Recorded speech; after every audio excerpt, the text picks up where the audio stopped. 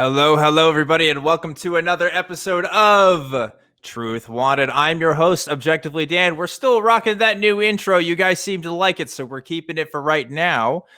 This is a live call-in show, happens live every week, Fridays at 7 p.m. Central Time, where we get to talk about what people believe and why. And today I have a very special guest. It is none other than host of the Thinking Atheist podcast and book author. Hello. Well, you were already a book author, but you got a new book coming out. It's Seth Andrews, everybody. Seth Andrews, welcome to the show. Thanks for letting me come play along, man. It's good to be here on a Friday night and looking forward to the show, man.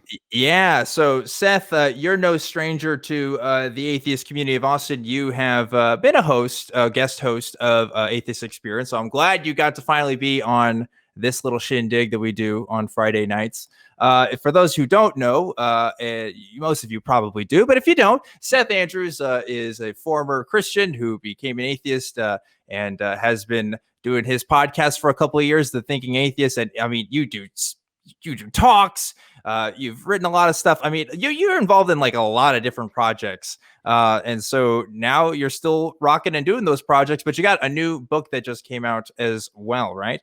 Yeah, I just, I'll shamelessly shill for Absolutely. the book, but it's called Confessions of a Former Fox News Christian and talks about my former evangelical past and my sort of, my overt Christian nationalism. I was one of those guys who believed that, the United States was founded by Christians to be Christians for Christians, Yeah. And I was a Rush Limbaugh listening and Coulter reading, Fox News watching evangelical who really believed that all the things that were happening politically were kind of a matter of destiny and divine destiny, really. And Right. so everything that all the opinions that I'd formed about the world, everything from guns to the death penalty to LGBT rights to right to die legislation to the legalization of guns to foreign nations on our borders and immigration and all that stuff were all filtered through this sort of evangelical net. And it was coming out of my faith, which happened back in 2007, that, after that, I had to go back and kind of say, hey, wait a minute, how much of what I felt about the world was informed by my religion? And what should I sort of take a new look at, And before I knew it, I realized that I'd gone from a Fox News Christian to somebody who sort of stood on the other side on so many issues. Now I'm a proud liberal, Right. and more importantly, I'm a humanist. And I think quite often I find that being a liberal is a reflection of the fact that I'm more interested in trying to help other people. I'm less tribal, less insular, and certainly less evangelical. And these are traits that I find in the modern day conservative movement in the United States. You've been in the scene for a while. I mean, you've been an atheist longer. Well, you've definitely been an atheist longer. You've been an activist longer than I've been an atheist. I'll say that. You've been an activist twice as long as I've been an atheist, I think. So it's like, you decide to write this book now. Why now? What's the reason for doing this now? Well, I think you and I may have in common the fact that we're activists by nature. And I've been talking about religion and religious criticisms and being good without gods and sort of exploring a less superstitious world. I've been doing that since I started the website in 2009 and the podcast in 2010. And you can only say there's no evidence for any God anywhere. You can only say that so many different times in so many different ways, right? Yeah. 500 some broadcasts and how many speeches I've given around the world. And I mean, I still think those conversations are important, but I'm become more interested in how religion informs other beliefs, like it did for me, meaning that it became sort of this tuning fork for how I reacted to everything else in the world, be it nations around the planet, or whether it was people who wanted to take control of their own final hours of life, right to die legislation, or should non-heterosexuals have the right to get married and enjoy the benefits of marriage, and drugs, and the death penalty, et cetera.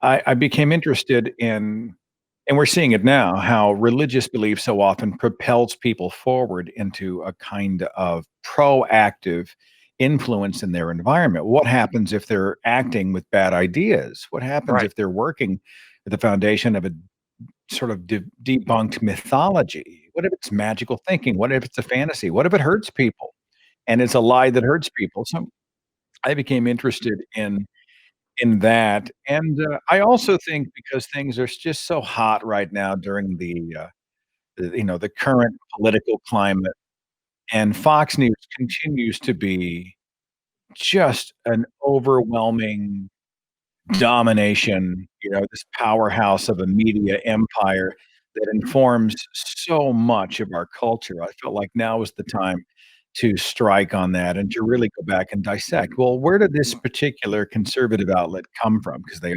overtly conservative. Where did the power players come from? Why do they do what they do?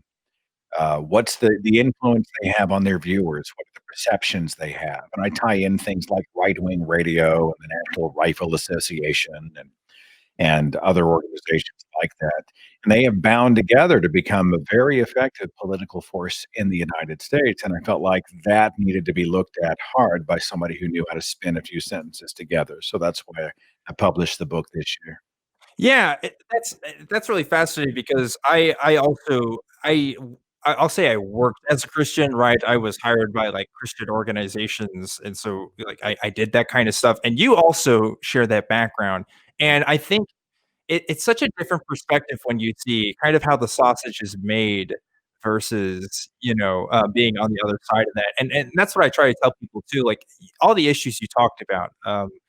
The issues of changing our education legislature and changing women's choice for what they do with their bodies, right? Like that has an impact on everybody, regardless. You don't have to be a Christian to be particularly interested in atheists. Like these are policies that are, you know, governing our entire world. And so I am curious when people aren't interested in these things, right? Because it's like, look, like, don't you want to know, like, what these laws say and how they're going to affect you, right?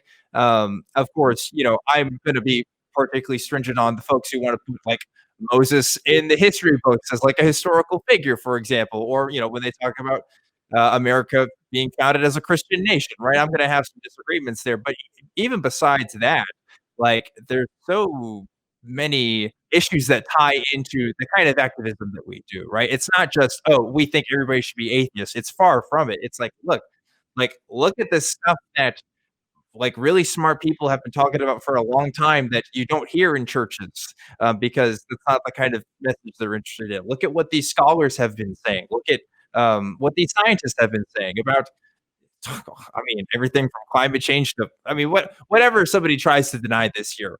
I think we're going to get really close to germ theory, Seth. I think that's the next thing. I think like that's going to be, you know, the next thing. I've got a whole section in Confessions about the founding fathers because I came out of that. George Washington, Benjamin Franklin, Thomas Jefferson, John Adams, James Madison, et cetera, et cetera. They were all devout evangelical Christians who founded a Christian nation. Of course, I was totally ignorant of my own history because that's not the case. We spent a bit of time just talking about the book. We might get to talk about it a bit more later, but I figured since we spent some time already, we should just jump straight into the calls. What do you think, Seth? I'm easy, man. Whatever you want to do. All right, let's do it. But before we get to the calls, we have to thank our patron of the week. That's right, folks. If you donate to Truth Wanted, which is patreon.com/Truth Wanted, you might get a special shout out as the patron of the week. And this week's patron is... So there's maybe two ways to say this. Gramelet or Gramole, I don't know. Patreon doesn't do a great job of showing how to pronounce people's names, but Gramelet or Gramole, thank you so much for donating to Truth Wanted this week. Really appreciate it. And if you would like to donate, again, that's patreon.com/Truth Wanted. 100% of that money goes towards the show. I don't get any of it. It all goes buying stuff like this microphone, this camera, and this light, and paying Seth off to make sure that he doesn't talk about what we were talking about earlier. But it's all good stuff. So thank you guys for doing that. And now let's go ahead and go to calls. We got a lot of people wanting to talk to you, Seth.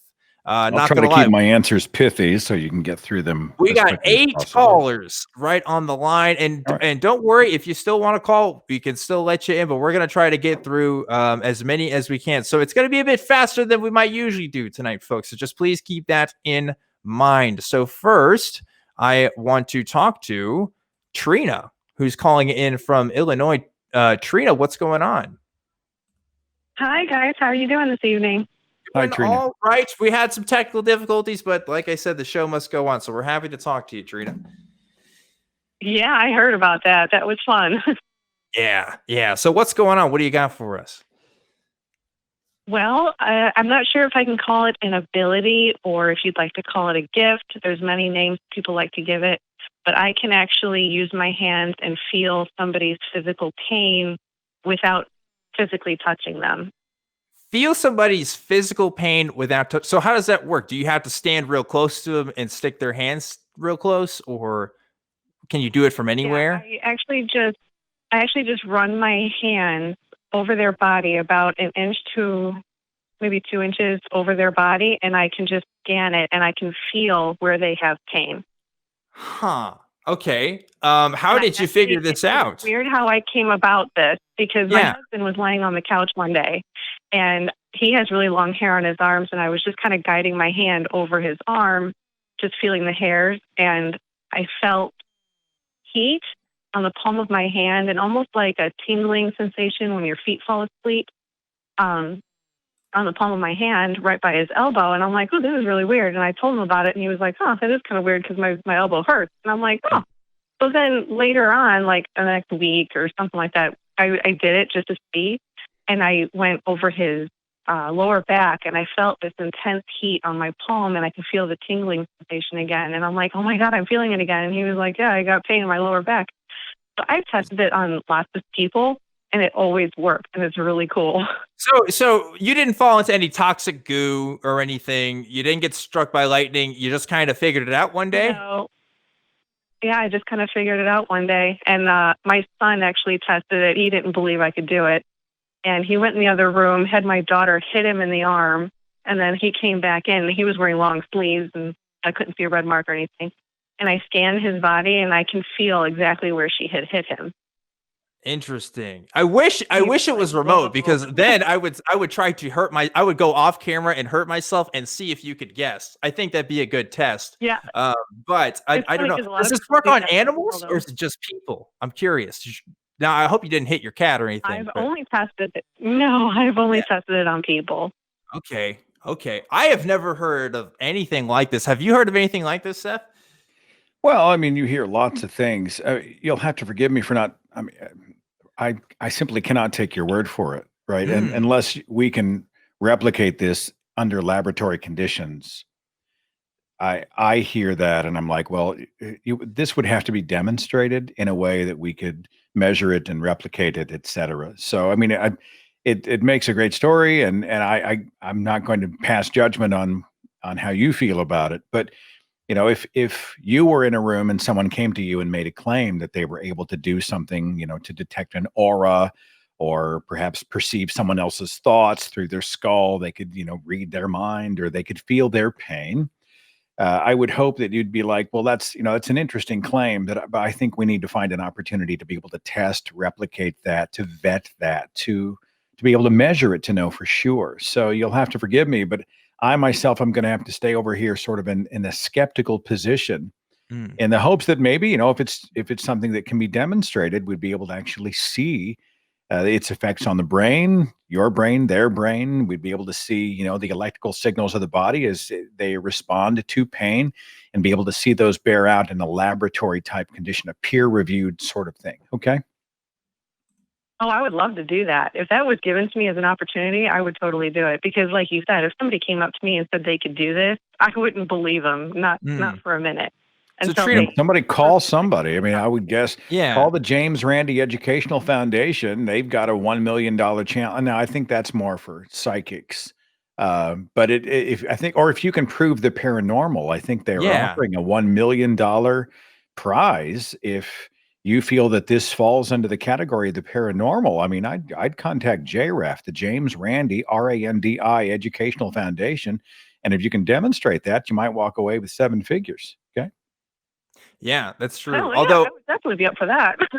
actually, Yeah. I think they're not. I think James Randi, the foundation, isn't doing that contest anymore. Last Oh, they're time not? I Oh, heard. forgive me. Well, I Yeah, don't mean yeah, to commit his money. right. But I don't know. Like, I'm curious, Trina, like, what is your explanation for this? Why do you think you can do this? I really don't know. I have no explanation for it. I've tried Googling, what I feel and if anybody else has done it. And the only thing I can find is that when the body has pain, it radiates heat, inflammation, or whatever it actually gives off heat. But as far as the tingling sensation, like when an appendage falls asleep, there's nothing on that gives me that. And I've been able to detect headache, stomach pain, joint pain.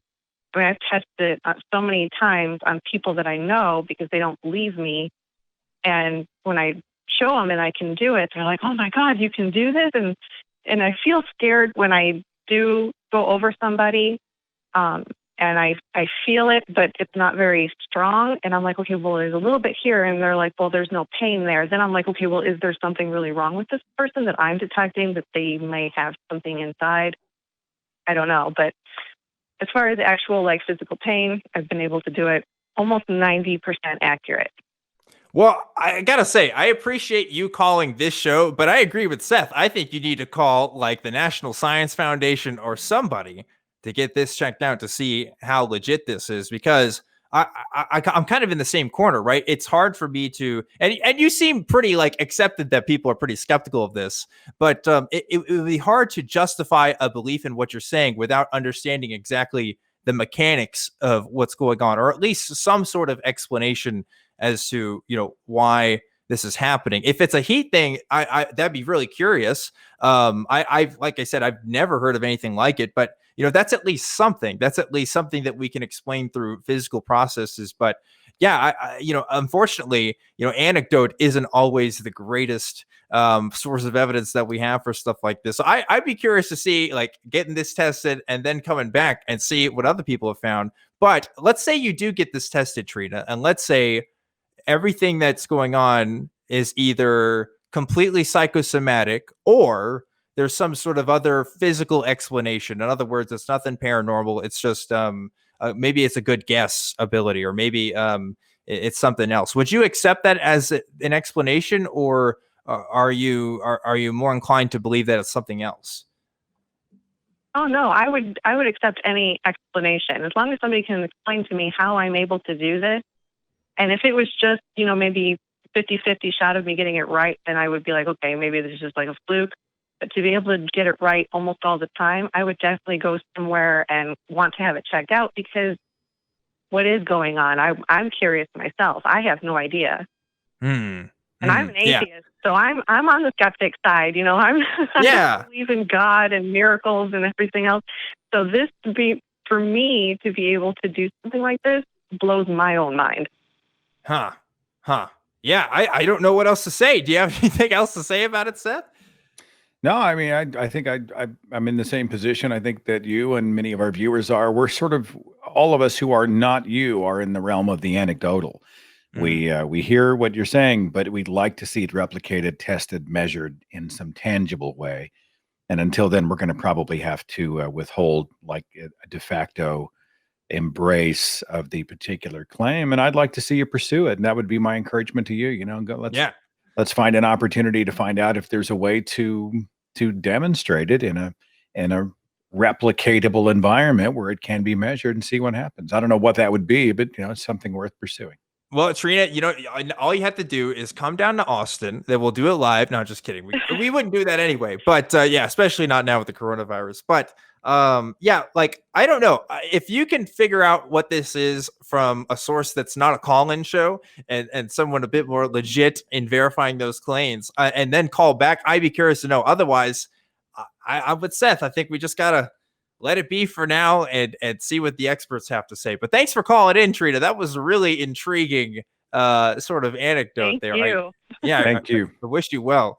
That's really wild. That's just so specific almost. I mean, I don't know if I believe the heat thing. It doesn't really make too much sense to me. Yeah, I don't know. I mean, I can't. I'm not perceiving what she perceives. Yeah. But extraordinary claims do require extraordinary evidence, and I Yeah. think that's where we, at this point, have to. I just can't take her word for it. If somebody comes to me and they say, I possess a power, and I can feel pain through the air or electricity and aura, especially if she was dealing with internal organs and not just the heat of the skin type of thing. I mean, that's an extraordinary claim. And so, I mean, I'm not saying this in any sort of condescending way. I'm not dismissing her in any way, but I'm like, if you're going to make an extraordinary claim, then we're probably going to have to ask for some extraordinary evidence. And I think that's fair. Yeah. Yeah, I think so too. Well, we got a lot of other callers, so let's go ahead and pick another one here from the many people that want to talk to us. Now we're going to talk to Jacob, who's calling in from Texas. Jacob, what's going on? How y'all doing today? Very good. Doing well now that we got our tech problems fixed. And I say that out loud, and now Rendezvous is going to break in the next 5 minutes, but we'll see how it goes. Anyway, Maybe. What's going on, Jacob? Man, I'm honored to talk to Seth Andrews. I love all of your work. Oh, thank you. Thanks for that, Jacob.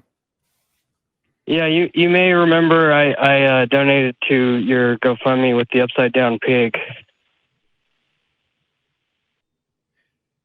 Wait a minute. The upside down pig? Yeah, me. Yeah, with your dog. It wasn't Rat Dog. It was maybe the other one. I don't remember. We lost Henry. We did a fundraiser after we lost Henry and bought a van.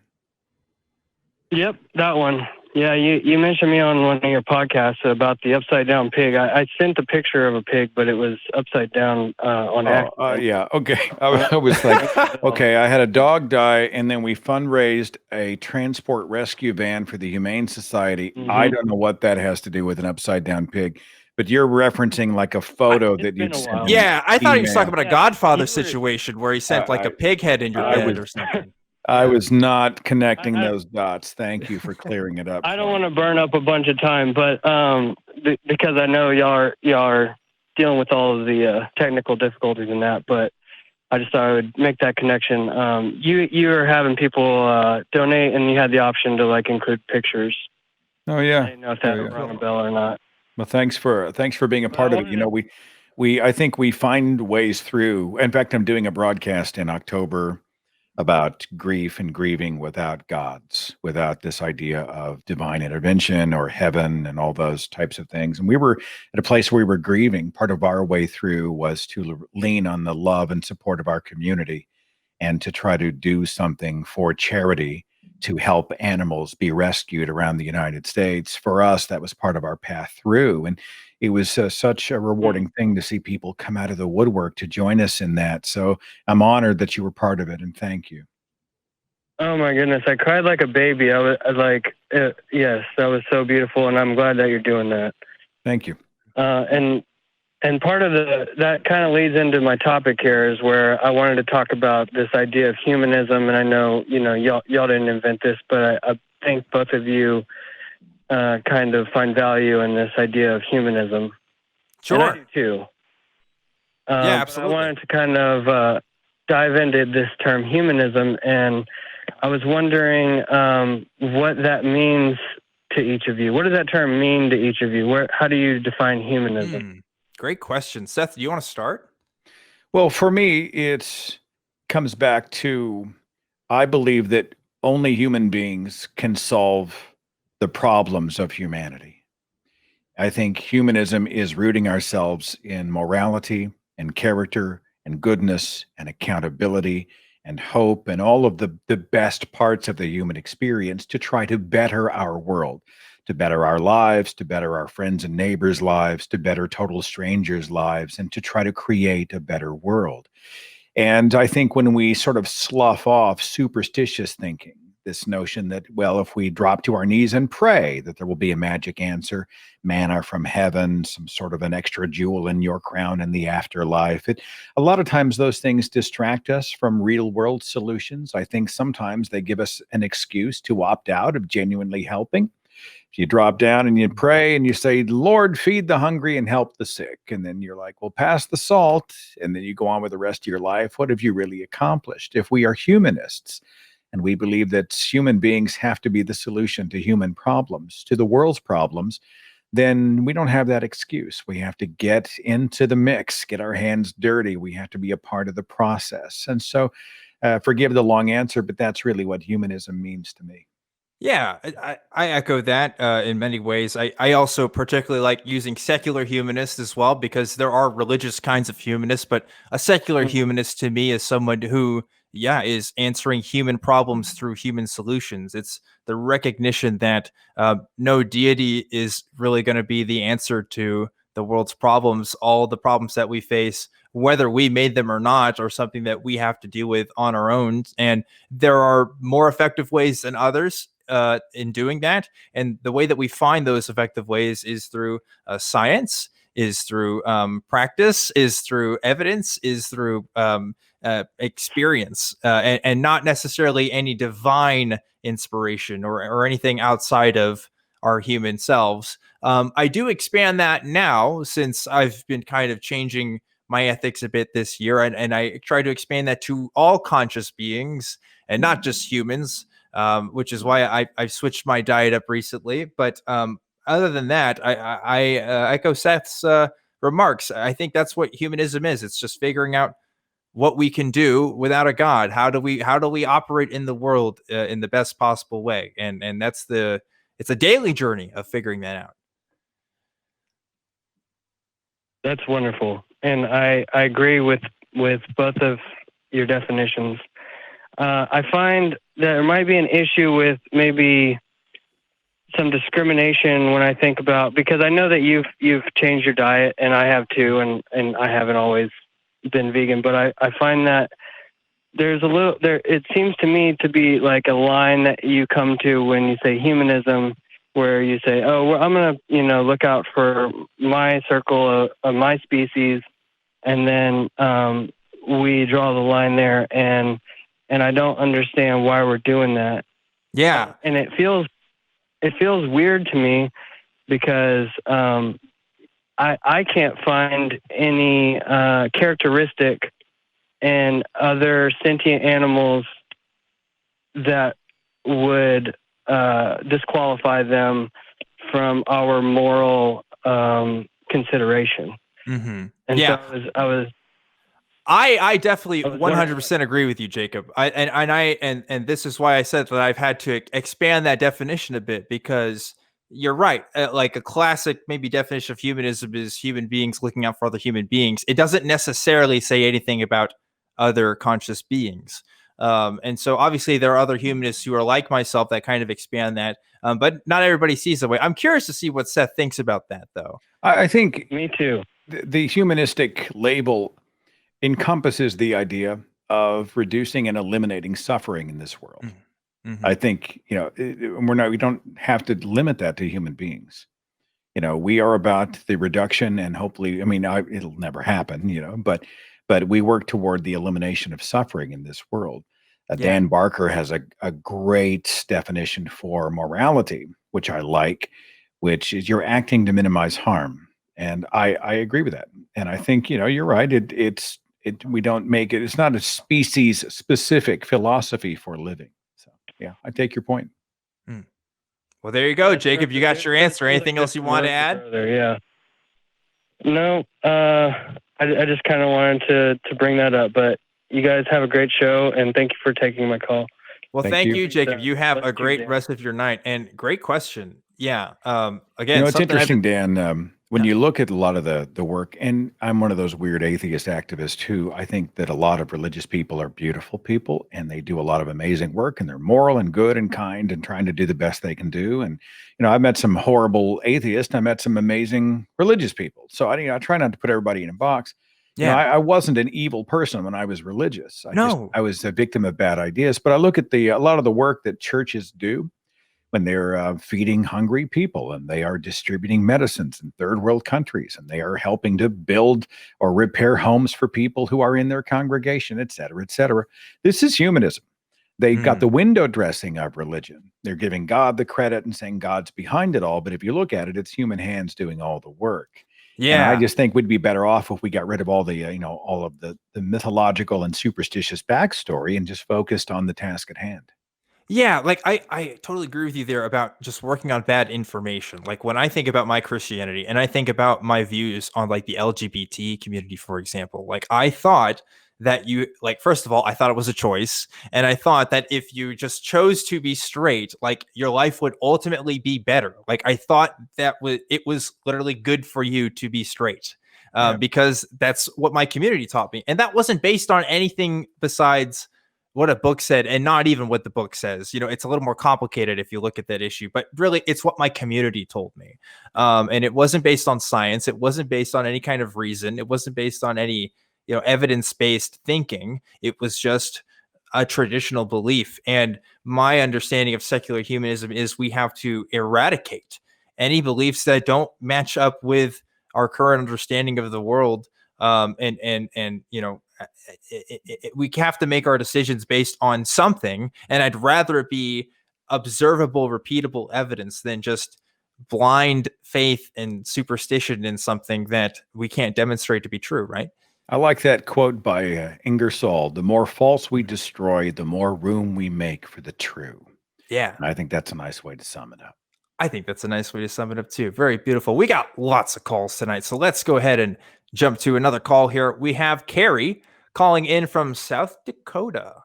What's going on? Hello. Good Hello. Welcome to Truth Wanted. Telephone. Yeah. I got a quick question. I think it'll be a fast answer. Okay, Terry, you're breaking up just a little bit. Are you in a good area in the house? You got good access to Wi-Fi? Yeah. Let me switch to the other side. You're back. You're back. I can get you. You're back. Terry, you still there? Hello? Oh my goodness. She's now in the upside down. I know. Terry, one more time. You there? Yep. I'm on the south side of the house now. Is that better? Just stand right where you are. Don't move a single inch. We can hear you just fine. Go ahead. All right. Just a quick question. I think it'll be a quick answer. I wanted your view and your explanation on how do they know what a ghost is when they haven't been exposed to movies, books? I'm talking 2, 3, 4-year-olds that have seen a ghost. How do you explain that? I don't know that I've ever met a 2-year-old or a 3-year-old that wasn't exposed to the idea of ghosts, to be honest. Even if they're not watching movies or books, I'm sure there's people talking about it in some form or fashion, right? I mean, what do you think, Seth? It's funny. I'm a big fan of ghost stories. I published a ghost stories audiobook. I do a podcast every October with ghost stories. I'm fascinated by the subject of ghosts. I'm no psychologist, and I'm not a neurologist or neuroscientist, rather. So, I mean, I can't speak with any expertise, but I think, there are a lot of recognition mechanisms within the human brain related to people or the effigy or images of people that I would think would probably be kicking in. I also know that we are creatures, especially young people, we are creatures of imagination. So again, if a child comes and says, "I saw a ghost," I would be intrigued. What is it? What did it do? What was your experience? Can you point it out? Can we replicate it tomorrow night? I would want to pursue that. I'd want to go down the rabbit hole. But, if a child says, "I saw a ghost," I don't have any reason to take it to the bank. I think it would just be perhaps an opportunity for us to sort of cultivate the critical thinker within them. Okay, well, what was it? How did it operate? Can it be replicated? Are there other explanations? What do you think? Let's do this. Let's do that. It's a chance for the child to really be able to explore their world with their feet still rooted on terra firma in science and reason and evidence-based thinking. That's my 2 cents for what it's worth.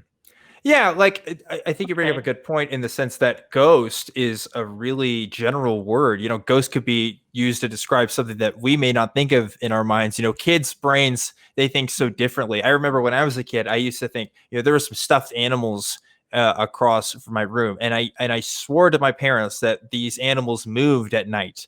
And I was so terrified, and I didn't like them looking at me. But it was probably just I don't know, me staying up too late or something, and thinking they were moving. I don't know. It could have been a lot of things. And I used to think too that there was like a person in my closet, because I could have sworn I saw my clothes moving and stuff. I mean, kids are probably the least reliable humans out there in terms of telling exactly what's happening in the world around them. So Really? it's so funny. Well, like I just think that they're so innocent at that age that they tell the truth. Well, I don't think it's quite that simple. Yeah. I am, again, I'm not a child psychologist, but I do know that we are looking at sort of these people who are brand new and do not have often the tool set, the critical thinking tool set, the experiential tool set to be able to reverse engineer the things that are happening in their life, right? Most of the world is still unknown to them. So their perceptions are amplified, but they're also at the same time very, very reduced. And so they lack perspective, the perspective that comes with time, with education, with years, with the interaction with the world, with learning how the mind can be tricked. They don't have that tool set at that age. So yeah, they might believe they saw something and be absolutely earnest and sincere, telling the truth, but it doesn't mean that they are telling a truth. It doesn't mean they're an arbiter of truth. They're still speaking to their own perceptions based on a very, very young and sort of an unexperienced mind. Yeah. All right. Well, the other half of this story is 6 other people, without knowing anything was going on in this house, had the same feeling that someone was watching them as they slept in one of these rooms, and none of the people ever slept in the house again. Wait. Hold on. You should have told this part of the story first now, Terry. So you're saying the next morning everybody convened together and said they all felt like somebody was watching them? How did this come about? No, these are all different times. This is over a 2-year span. This is in my friend's house. Her sister, her parents, myself, and a friend from Canada, without knowing anything about anything in this house, all slept in this room overnight, and all had an experience of hair going up in the back of our necks and seeing something in the doorway. I didn't open my eyes because I was scared to death, because I just kind of stirred and put the covers over my head. But I've since had that explained to me that it's in my subconscious, that things have been, I'm exposed to different things through my life, that has kind of been explained on my half. Yeah. So my family's from New Orleans, right? And so originally they're from New Orleans. And so if you ever go to New Orleans, it's supposedly the most haunted city in America, right? Because you got all these haunted tours and all these places, and they. Uh-oh, I lost you. Hello?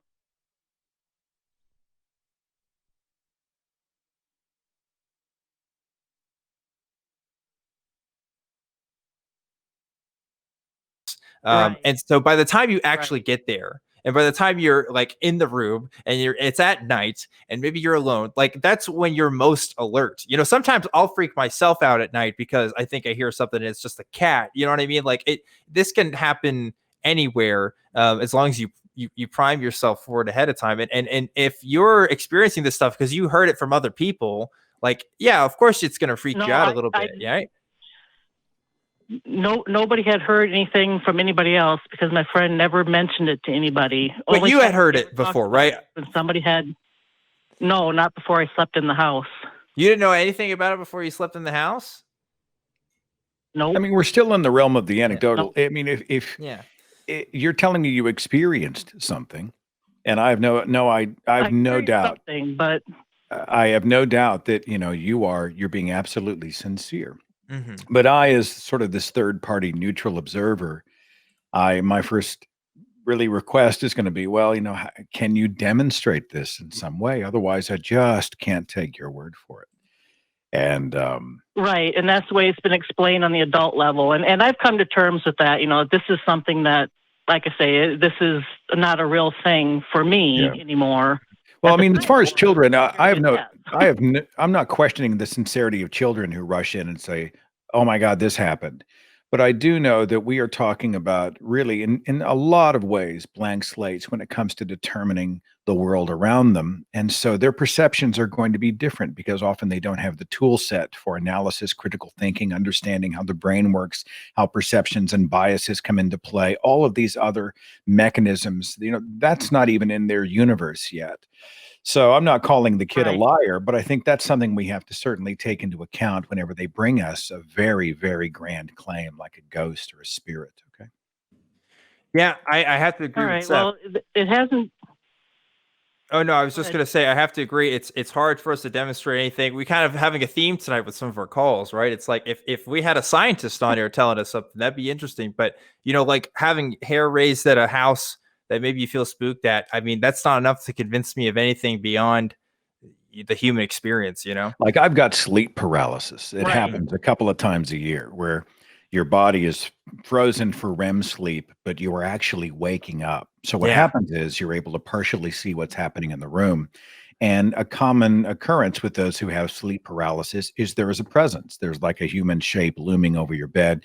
It is one of the it's hard for me to communicate how scary it is. And it's even more scary because you can't move. Yeah. You feel like you can't breathe and you freak out. Right. Fortunately, Natalie's there and I used to, back when I was a believer, I used to think, well, it was the devil or it was ghosts or demons. And then I began to realize I got educated that this is a thing and this is what's happening. And the body's paralyzed for REM forced sleep. And then you come out and then you panic and all these other things are going on. And it's a common deal. And it sort of helped me through that. Yep. And, that's kind of where And I that's fall. the best explanation. Yeah. Yep. Yeah. I like that explanation. It's the best one I've ever come across, and like I said, the deep-seated stuff that's in our brains already subconsciously because of horror movies we've watched and Totally. things we've talked about that, But I was just wondering about the kid thing, and because I've kind of shook off my own experience and come, to logical terms with it. But I was just wanted your opinion on the kids and. Man, Well, there you go. Terry. Yeah, Thank you. absolutely. Thanks for calling in. Hopefully we gave you a satisfying answer, and I hope you have a great rest of your night. Yeah, like I said, we kind of run into some themes with the calls tonight, huh? I mean, if a kid came in and was like, I saw a ghost in my room, I mean, I want to go in there. Let's go look around. Yeah, let's go find it, right? Let's go check it out. Ghostbusters on this thing. I would never say dismiss the kid and go, that's the stupidest thing I've ever. I mean, I just don't think we want to live in that universe. I think, yeah, we are great as a culture at killing curiosity in young people. All right. They're spoon-fed answer. This is what you think. And instead, we're like, well, let's cultivate a critical thinking mechanism within them. Let's make them critical thinking machines. And, sometimes when I'm signing books, or not books necessarily for kids, but they'll want an autograph on something, a program at a conference or something. And there'll be a young person, relatively young, maybe young teens. I like to write, make every day a discovery. Because if you don't start with the answer, it means that you have no idea where life will take you. And as you're doing all of these sort of tests and experiments and checking and rechecking and kicking the tires, who knows what you may teach someone else something. They may teach you something. It opens up your world tremendously. I agree. Everybody knows something you don't. There's always something to learn from folks. And I was going to ask her because I thought she had said she did hear about these stories before. Just going back to that priming thing, because I will watch like weird stuff on YouTube or something scary, and again I'll freak myself out, and I don't believe in any of that. I have no belief in the paranormal or supernatural or anything, and it's just something in us that wants to be scared or feels the need to be scared because that's how we evolved. It helped us survive, and so we're going to have that response to stuff, even if it doesn't make sense sometimes. But anyway, great call. Thanks for calling in on that, Terry. Let's go ahead and jump on to another call here. We're going to talk to Pat calling from Alabama. He's been waiting for a bit now. Pat, what's going on? Hey, guys. I may sound like a man, but I am a woman. Would you stop? You sound fine. Thanks for calling. Well, I just wanted to call and Seth, I ordered your book yesterday on Audible. Thank you. My family is 24/7 Fox News, so I really want to find out the part of it. See if I can do my parents are the same way. We took them some food a few weeks ago, and we sort of handed it through the door, and we disinfected everything. But it's just a given. When the door opens, Fox News is like another resident in their home. It is always on almost 24/7. It's so funny. Oh, I'm so sorry. Keep going. I'm just saying, that is their primary conduit for information. It is the lens by which they see the world, and they are missing out on so very much, because you and I know that there's a much bigger world out there, and there are much better arbiters of truth out there than Fox News. So, Yeah, I'm sorry, go ahead, Dan. I was just going to comment, I just realized, there's always the stereotype of the atheist with like the Fox News kind of parent, but there's also the stereotype of like the pastor with the atheist child. So like, I don't know, maybe it goes both ways there. There's some sort of, there's some sort of conduit. What's your end zone with the book? You're wanting to sort of understand their thinking, or are you going to is it a Christmas gift for your parents? Because I guarantee you they're not going to read one word of whatever you give them. No. It is for my ears only. I got it on Audible. Okay, that's right. That's right. Audiobook. But yeah. My mother is 89, and she thinks I'm some kind of magic person, because when I go see her, she wants to see pictures of all of the guests or all of the hosts on Fox News and their families, and I will get back at her and show her CNN instead. And she just really, that sort of upsets her. But anyway, are you guys still there? We're still here and listening. Hello? Still here. Okay. All right. What I was wanting to ask about, or I guess talk about, I've been in really since 1995 questioning my faith. I started out Baptist, went into the faith movement, moved into the Pentecostal, spoke in tongues, sang in tongues, really thought that I had something exclusive that really none of the other Christians that weren't as spiritual as I was had, since I could manifest something. And I really had to stop and rethink everything. I know that I realize looking back now that it was something that I did manifest myself so that I could be like everyone else in church and not be embarrassed that I couldn't do what they were doing. And I now, what I have realized when I meet people, or see people that I went to church with, and of course they ask you, where you're going to church and if you're still how you are with the Lord, and blah, blah, blah. I feel like I've gone through a really bad divorce, and I still have to see the idiot every day. I have to drive by, the old church. I have to see the friends. And I've realized when I try to tell people that I no longer believe like I believed, that they really hear me saying, I don't think you are doing anything that's real. Does that make sense? Yeah, totally. Totally. I think in some ways, though, I was just going to say, in some ways that might make sense because, they might see it as a rejection since you were also a believer at one time and now you don't, that it almost, the implication is there like, oh, I don't see things the way you do anymore because I think you're wrong. Like, even if you don't say that, I can see how people can come to that conclusion and maybe kind of put off by it, right? Right. I think it's a reaction that I guess I should have expected that instead of me saying I've been freed from something, I'm telling them that they're bound up in something and that I believe they're full of shit. And I don't. I don't. Well, Pat, I don't really. You got an uphill climb, Pat. You're in Alabama. I mean, I get it. Yeah. There's not a lot you're going to be able to do about that. There is a desperation by people who I think hold an insecurity about their belief.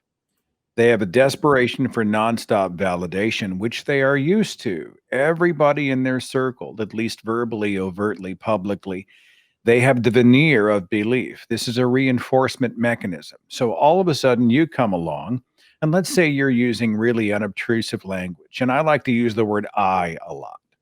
So if someone says, "Well, where do you go to church?" I'll be like, "Well, I'm not a religious person. I've sort of gone through a journey in my own life, and Hmm.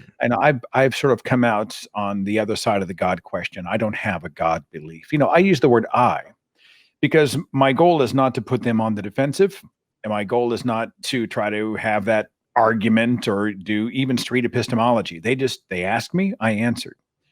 But because I think many people hold a deep-seated insecurity, they need constant validation. Maybe they need someone to help them secretly convince themselves. They need constant reinforcement, and you are not that. So that has to be fixed. Oh, wait a minute. Now you've got to validate. You've got to validate. You got to validate. And there are a lot of reasons I think people do what they do. Maybe they genuinely harbor a hell belief. Maybe they're just jerks, and so they won't accept anybody who has a different point of view or a differing opinion. But there's only so much you can do. I mean, you can't control the perceptions and the behaviors of other people.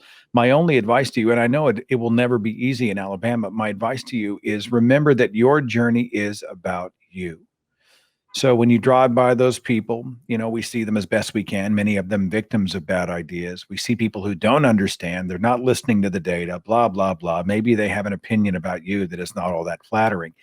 But, they don't get to determine who you are. They don't get to tell you what your identity is. They don't get to determine your hopes and dreams and boundaries and family and philosophies and value system. All that is uniquely you. They can never take it away from you. And so my encouragement would be when those moments of sort of conflict happen to remind yourself, you know what, my journey ain't about them. I'm going to be true to myself. I'm going to be me at the temperature that I choose, at the volume I choose. My life, my journey remains about me. That has helped me in my own life. Okay, Pat? That is true. That is very true. I'm a hairdresser, so I have to sit with a lot of people for a long period of time. I bet you hear a lot of bullshit, Pat. I bet you hear a lot of Jesus.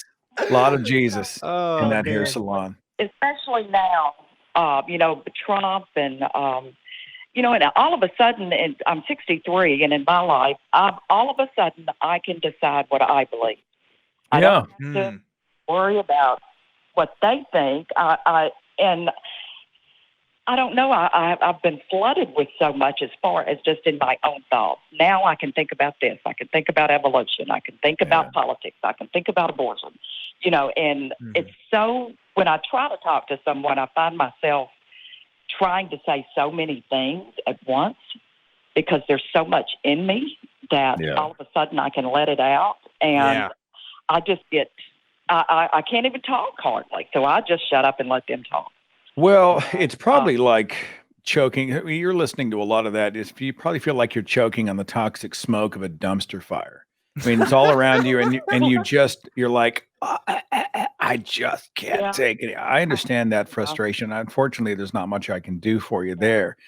But be reminded that, and this is the audience of this show, of my show, of communities online, even there are atheist groups. I spoke at an atheist group in Alabama. It was interesting. A lot of people showed up. They were totally on the down low. Like if my spouse knew I was here, if my parents knew I was here, if my employer knew I was here, I could lose my job. I could lose. I get it. I understand what you're going through, but there are more of us every day. And I think if we can get over the hump of the next few years, we're going to see the increase of non-religiosity in this country bear some real fruit and hopefully make that easier for all of us, including those of us who live in the South. Okay? Oh, very, very, very true. Thank you all so much. That's all I wanted to ask. Before I lose you real fast. So you're a hairdresser. I'm starting to get like a more gray than brown, like it's turning into an ash gray. So I want to know, what can you do for me? Like, what do you recommend? You can pray. Oh, damn! All you can do. Damn! Oh, Pat, you're bringing it. Brutal. You're bringing it. It's just pushing on men. On women, it's horrible. So just be glad you're a man and Thanks, Pat, for the laugh. That's thank awesome. you, Pat. Thank you for that. That was great. God damn. Oh, she brought the heat. She is. That was good. That's a surgical strike. She was right there. Bam. I'm gonna have to get some touch of gray in solidarity with you now. Well Seth, played, after that, because that was good. That was good. You can't not top that. All right, so we're gonna try to get to a couple more callers. I'm so sorry, guys. There's just not enough time to get to everybody tonight, but I appreciate everybody who's on the line. So stick around. We might just get to you. We're gonna try to get to as many folks as we can. Next, I want to talk to Andrew, who's calling in from Michigan. We got two Andrews. So Andrew from Michigan. You are now live on Truth Wanted. What's going on? How you guys doing tonight? Very well. Doing great. Having a good time. I'd like to say to Seth Andrews, it's been a pleasure watching a lot of your videos, and my condolences to everyone who also has family members of the Red Hat Taliban. But what I was calling about to talk about tonight was, having a Christian background has kind of jaded me on religion, but I can't throw the baby out with the bathwater. You know what I mean? It's like I just feel like there is something there, and it's not so much that I'm not sure if there's a God or not. Like I know, I firmly believe that there is. I wouldn't call it a God. I would say more like a source of consciousness. Maybe something more science-based. It's something that let's put it in the context of like say the multiverse or some string theory when they talk about other dimensions and how. These things like we could possibly have like our consciousness be some sort of energy, like the way they describe a soul, and that there's more to it. That having been said, I reject everything any religion has ever said on the subject, and I don't think that that there's so much a God who's responsible for it all, rather than a source of consciousness, and that is a byproduct of the universe we live in. What makes you think there's a conscious source out there? I'm curious. Well, I've had a lot of experiences that make me question, that there could be no meaning to all this, that it's all random. We just happened, things that, for instance, I've always had a certain connection to a couple of numbers my entire life since I was very little. And when I was 35, those numbers kind of came into focus in a really special way. I had one child who was born on 11/15, and those were the two numbers, 11 and 15. Other than that, I tried DMT one time, and I came away from it thinking, wow, there's just got to be something there. And I think, listen, I'll be fully candid with you. As someone who has also tried DMT, you can come to a lot of conclusions about things that are not true. I will say that much. But I get it. Like, I get the idea that, there's these like meaningful things that, it seems like, oh, this is too much to be a coincidence. This is just really crazy. I've had some numbers like that in my life too. But like to go from, there's some numbers that seem to pop up to say the universe is the byproduct of a conscious being. Like, to me, that there's not enough there, right? The universe. No, I'm not. No, I'm not saying that the universe is a byproduct of a conscious being. I'm saying that there is a source of consciousness that we come from that is a byproduct of the universe. Oh, okay, I must have mixed that up when you said know what I mean. Okay, right? Like not so much a God, you know what I mean, but like there's an ultimate source of our consciousness, or consciousness for all life. You know what I mean? Oh, okay. I actually, I've been moving towards being a vegan over the past few years, because I just don't feel like, eating animals is, you know what I mean, a good thing. You know what I mean? I feel like being moral, and you know what I mean, especially. I'm with you there. I guess that makes me even more curious then, because okay, so the conscious, we're kind of all unified in one. In other words, there's like one source for a consciousness. Is that kind of what you're getting at? Yeah, and that's just sort of my own belief. You know what I mean? Not one source. Well, yeah, one source, but not you know what I mean? A single, like a deity in any way, shape, or form. Yeah. Just, you know what I mean? Like we come from something. There is a deeper meaning, and what we do as human beings could ultimately affect, like, say, how well we strength. Like, think of Buddhism and how they think that you have to meditate to achieve a higher spiritual consciousness within your life, so that you can become the Buddha, which seems really silly. But I do believe that, you know what I mean, by living a moral life. Okay. I just want to ask you, I'm going to ask one more question, and then I want Seth to kind of, chime in here, because he's our guest. But I want to know let's say maybe there wasn't a grand meaning or a grand purpose or a grand designer. How would we figure that out? In other words, what method would we use to discover that there wasn't a meaning to it all? Well, that's an interesting question, because I'm really into science, and you know what I mean. Like, I spend a lot of time watching videos by Neil deGrasse Tyson and PBS Digital Studios, Space Time, and some of the videos coming out of like quantum loop gravity, and how they're starting to make the assertions that some of these scientific experiments can be influenced by actually paying attention to it. And I know that, some of that has to do with, you know what I mean, like when they're trying to determine between protons serving a particle function or a wave function, and how our consciousness or our observation of it can actually influence it. And I'm not so sure. You're referring to like the double slit experiment in particular, correct? Yes. Yeah. Right. Okay. You know what I mean? And it just, a lot of this starts to make me think that maybe being a strict atheist is kind of closing yourself off to some possibilities.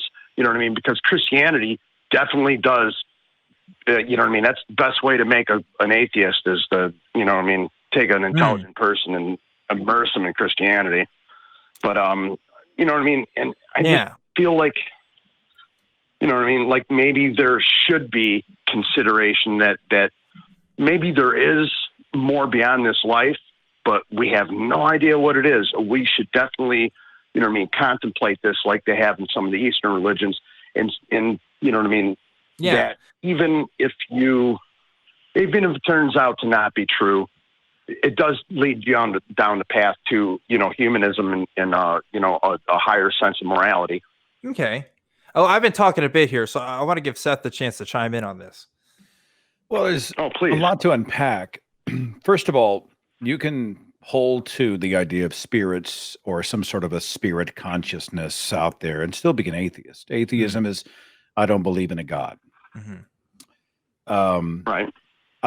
I wrote in my book about Dr. Julian Mussolino is a neuroscientist who has a book called The Soul Fallacy. And he has a salient point, I think, where people who talk about the soul, or they talk about this sort of spirit energy that impacts us, that drives consciousness, behavior, identity, etc., people like to talk about that as an intangible.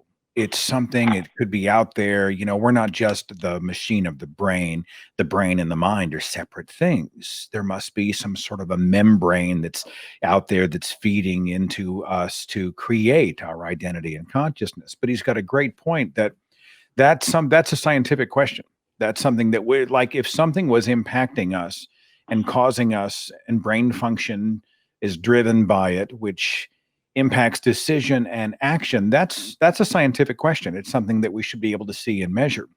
We've been given no reason scientifically to believe that anything like that remotely exists. Beyond that, when you see patterns, and you spoke of the numbers and other things, we have evolved to be pattern seekers. It's the reason we see faces on foreign planets. It's the reason that when we see coincidental events happen, we tend to think that there might be a purpose or meaning or reason, quote unquote, behind it. Pattern seeking has been part of our survival. It's been part of how we have evolved the way we have evolved. There are a lot of different things that I think are going on. Now, I'm not saying I know. I don't know how the universe began. I'm not going to say that the deistic type of watchmaker consciousness, whatever. I'm not saying it couldn't exist, but we're back to extraordinary claims requiring extraordinary evidence. I think we keep asking the questions, but right now I see no evidence to see that we live in anything but an absolutely natural cause and effect world. And I agree with you. It's more of a feeling, and there is some evidence that there's a lot more to our brains than the wet work. Like for instance,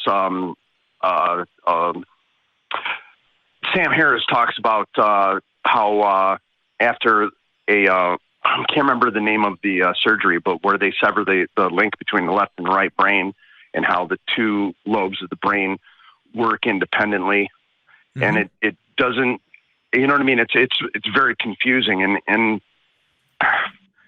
I have a real hard time believing that it's actually two people, even though the evidence is that it's almost like two completely separate personalities, and that just, it seems very strange, and I don't know where it sits. And I just still feel like there's more to life than, like you say. And, it is a strange thing. We live in a strange world. When they do that, I believe it's called corpus calostomy. I think is what it is. When they do that, what you're talking about is they sever that middle part of the brain. You have the two separate lobes, and it appears, just explaining for the audience who aren't aware, like it has the appearance of when you kind of blind one side of somebody, that the left side is kind of operating differently from the right side. It's almost like you're talking to two different people. Right. And you can actually trick the left side with things like you can, like if the when someone Sam Harris explained it in the book. How anyway, what I was going to say with that is we definitely don't fully understand consciousness, and depending on who you talk to, there are different levels of consciousness that we already experience, even through like AI that we've created and stuff. Like you can make an argument that if you have a smart thermostat in your house, that is conscious on some level, because it's an autonomous thing responding to its environment on inputs based on its kind of own accord. No human is making that happen. Once it's on, it's kind of doing its own thing. So like that's arguably one level of consciousness, and philosophers and scientists have been studying this for a long time.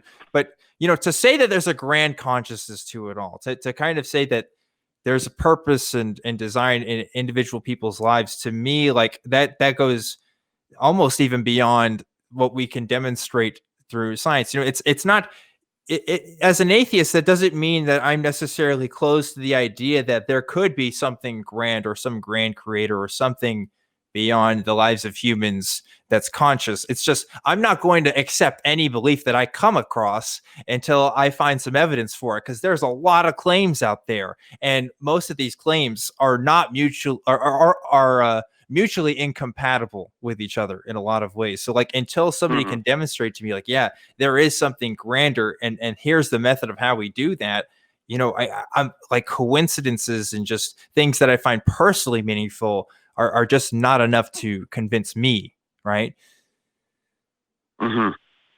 Yeah. Well, I definitely don't believe in a creator. I would say that if anything, if there is some sort of consciousness, or even if it's a collective after this existence, this physical existence, that it's more a byproduct of the universe rather than, you know what I mean, the source of it. But okay, that's just my own, you know what I mean? That's just my own belief. Like, I think our consciousness is another scientific byproduct of a deeper, a wider,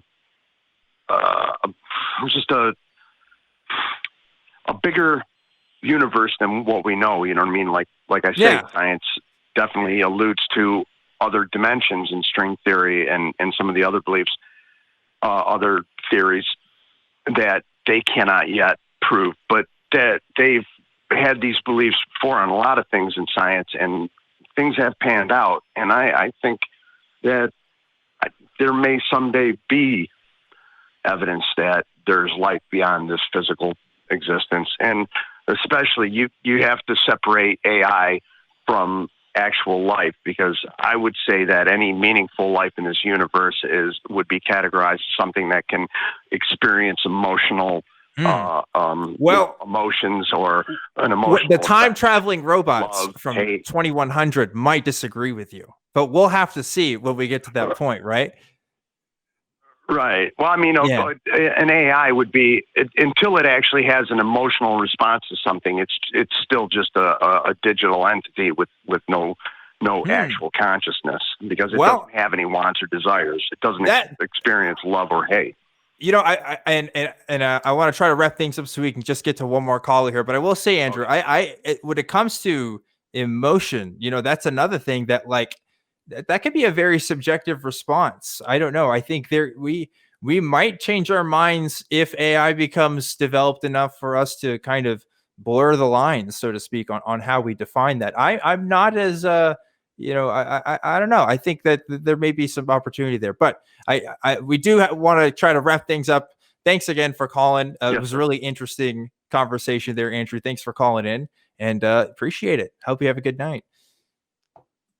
Yeah, interesting stuff. Like you said, lots to unpack with that call. Definitely a lot of different directions we could have taken it, Seth. But I don't know.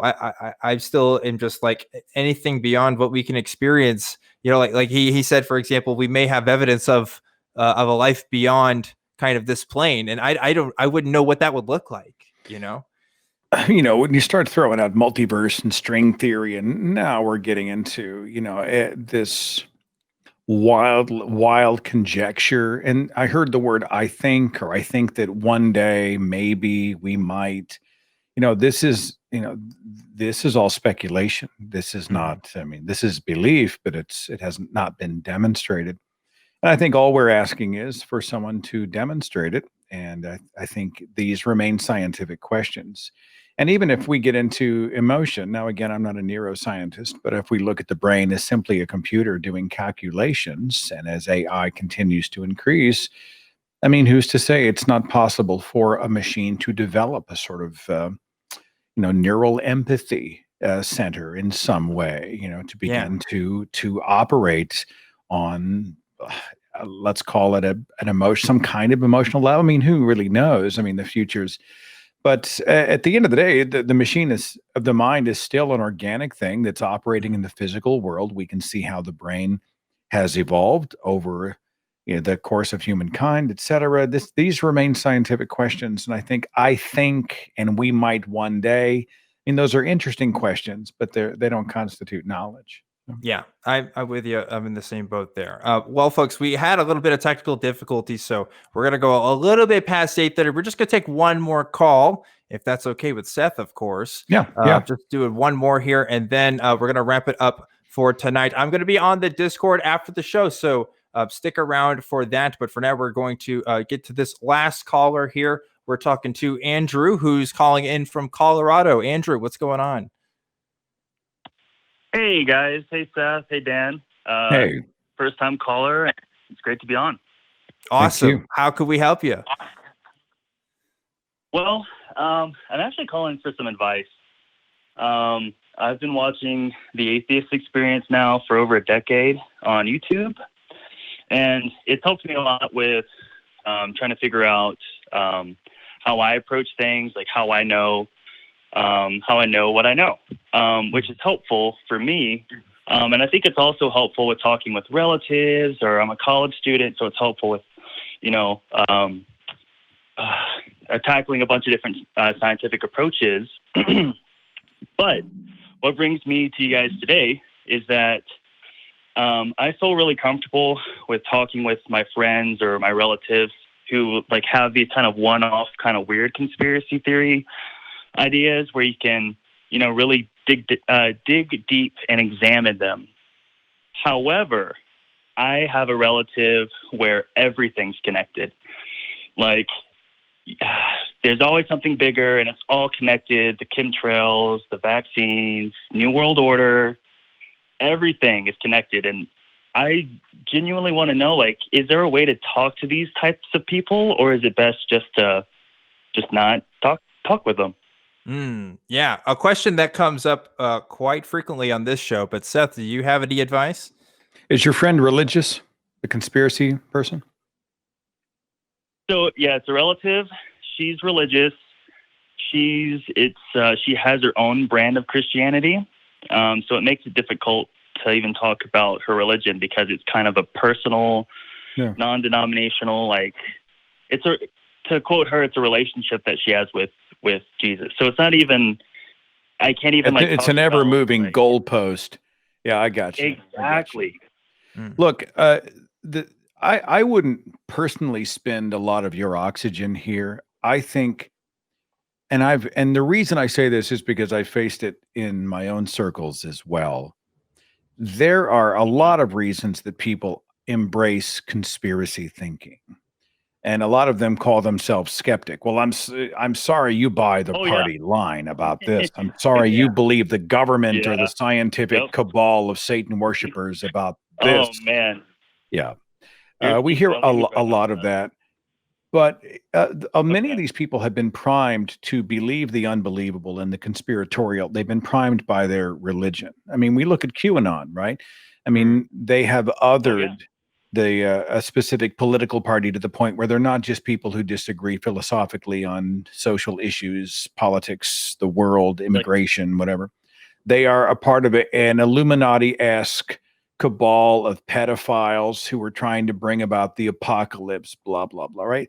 Well, the people who buy this stuff, they've already been primed by superstitious thinking to believe ridiculous claims, the unbelievable. And much of that is also, I think, a fear culture. You know, there's always an enemy. And what happens if there's an enemy? Well, that means I get to be the hero, right?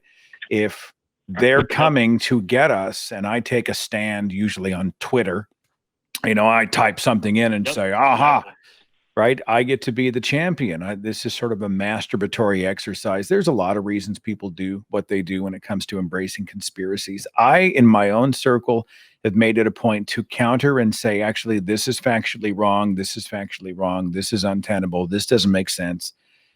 But I don't spend a lot of time trying to change their opinion, because how they think, I think they're what psychologists like to call doxastically closed. They are sending, they're not receiving. They aren't hearing a word you're saying. They're in a totally defensive posture.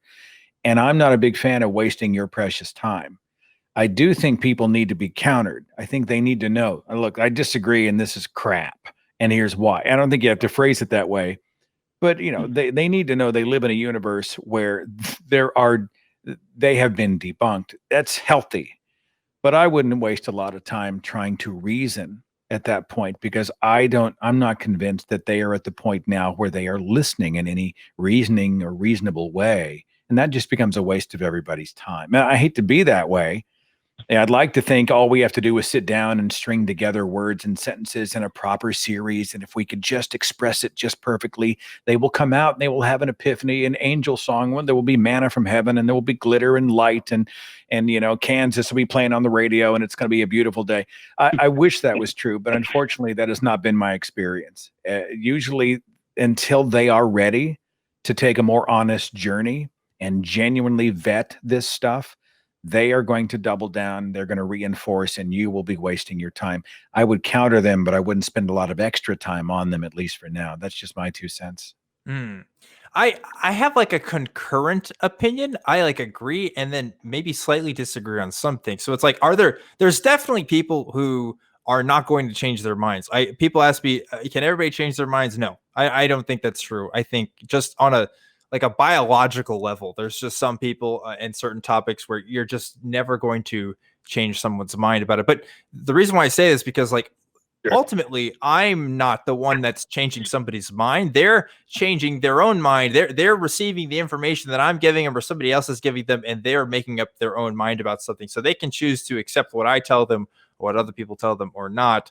But you know, it happens kind of in their internal system. Like I'm not going to waste my time going on Twitter and finding out people posting wrong stuff and try to correct them, because that's just Twitter literally every second. You know, somebody is posting some kind of misinformation. But if it is somebody in your personal life, if it's somebody that you either have a working relationship or you want to continue having a working relationship, and maybe some of their beliefs are getting in the way of that, or you're just generally concerned about their well-being, I think it's worth at least investing some time into talking about this stuff. You know, my dad has been closed about a lot of things, but and he's still, I think, closed about some stuff. But I think in just the few times I've had conversations with him visiting over the years, I think he has loosened up on some stuff. But that's anecdote, right? That's my parents. That's not going to work with everybody in your life. But you know, it's going to be a bit contextual, and depending on the belief, like I said, some are more dangerous than others. Like the QAnon stuff, that stuff really worries me. I talk about QAnon quite a bit on this show. And there has already been demonstrable action that has come out of the QAnon movement beyond just people posting online, talking about people bringing guns to places and threatening people. And that's what freaks me out. But I don't know. I'm kind of mixed. Like I said, it's got to depend from person to person. You really got to figure out what is worth your time, what's not. Are there people not worth your time? Definitely. But I think there's some people that could be. It all just kind of depends on where they're feeling at the time. Like Seth says, whether they're doxastically open or doxastically closed is really going to be the determinant factor. Yeah, I have to agree with that. I think, look, I really do think we're in the business of trying to change the culture. So to be clear, I hope I didn't give this I'm not trying to communicate, just throw up your hands and give up on them. But I also think your time and sanity are worth protecting. You know what I'm saying? Yeah. Yeah. Like, some people think I'm a masochist for talking to the people I do, and I only do it for an hour and a half once a week. You know what I mean? So I really think there are conversations to be had. But if you see that sort of mannequin stare and they're blanking and blinking and you can tell, I'm not going to get any. We'll be here in 3 hours and we'll be in the same place. I think your oxygen, your time, and your sanity are much more valuable than that. I think you thank them for their time and you go and you find a more productive use of your energies. That's just my 2 cents. So I agree, Seth, but the hard part is that I'm the only person kind of in their life that is a detractor from all that stuff. So they're anti-vax, anti-mask, which is very dangerous because they both have serious underlying health effects. QAnon, that's QAnon, another thing. God, so, and it's difficult because I'm the only person who challenges that. And it's not that I just say like, no, you're wrong. I say, well, why do you believe that? And we spent 2 hours in my last conversation with them, just like talking about who the experts are, just because I don't want to change their mind. I just want to change like how they like think about things. Yeah. And it's just so difficult. And it's gotten to the point where we don't even talk. And I worry about their health and stuff. And I feel bad because out of everybody else in the family, I'm the only one who kind of like says like, hey guys, this is a problem. But well, look, it's almost like having, it's almost like having a parent that's an alcoholic. I mean, you are naturally empathetic and concerned. You are only able to do so much. There is only so much that you are going to be able to do. And I think you do that, but I think you have to give yourself permission to realize that, you know, I can't fix this in every case, and know where that line is and protect yourself. Okay. Yes, absolutely. Andrew, thanks so much for calling in. I hope we were able to give you some advice there. And I hope you continue to have the conversations you choose to have on your own time, sparing your own sanity, right? But folks, that's about all the calls that we have for tonight. I really want to give a special thanks to Seth Andrews for being on tonight. Seth, it was an awesome time having you on. Thanks so much. Oh, it's an honor to be here. It's so good to hang out with everybody and to the crew and everybody behind the scenes that are sort of making it all happen. The audience, it's a real honor, and I'm very thankful to be here. Appreciate you. And we're thankful to have you on. And Seth, if people want to find your projects, find where to get your book, where do they need to go for that? Just go to SethAndrews.com, or you can go to thethinkingatheist.com. That's the site for the show I host. But yeah, that's an easy way to find me. And on Facebook and Twitter, just, search my name. I'll pop up somewhere.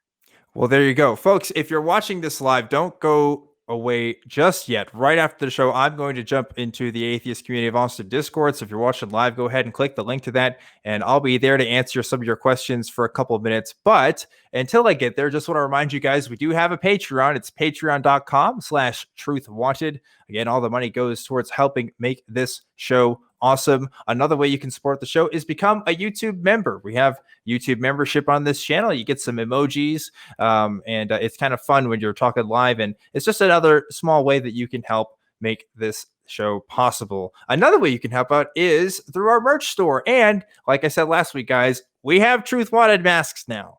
It's 2020. We're doing it. It's happening. Mine's coming pretty soon, I think. And yeah, but we got all the other stuff too. T-shirts, stickers, you name it. And be sure to like, subscribe, and comment. Leave a review on iTunes, Spotify, wherever you're listening to this, or on YouTube, of course. But if you want to keep talking to us, there's also a Facebook group.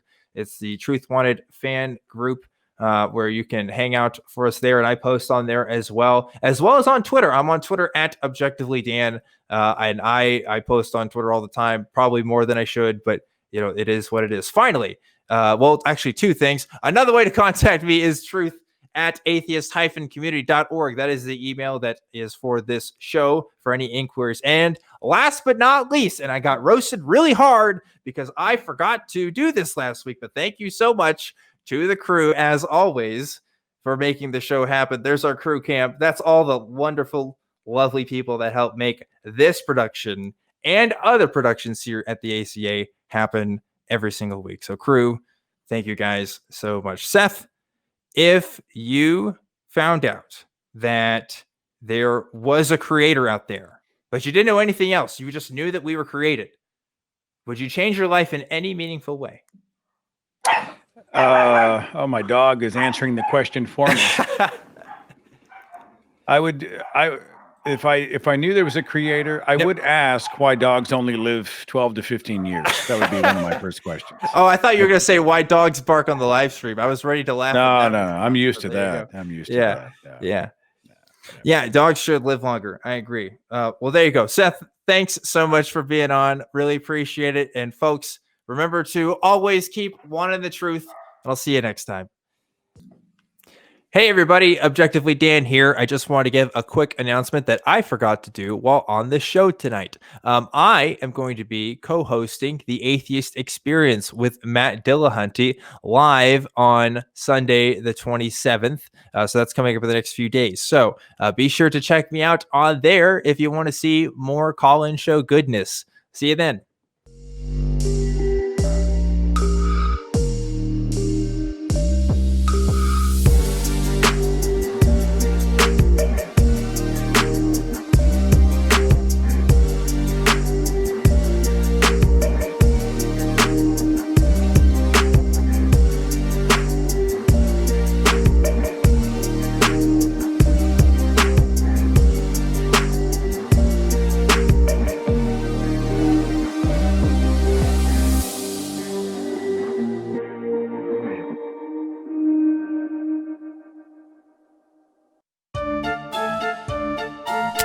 What are we doing, man?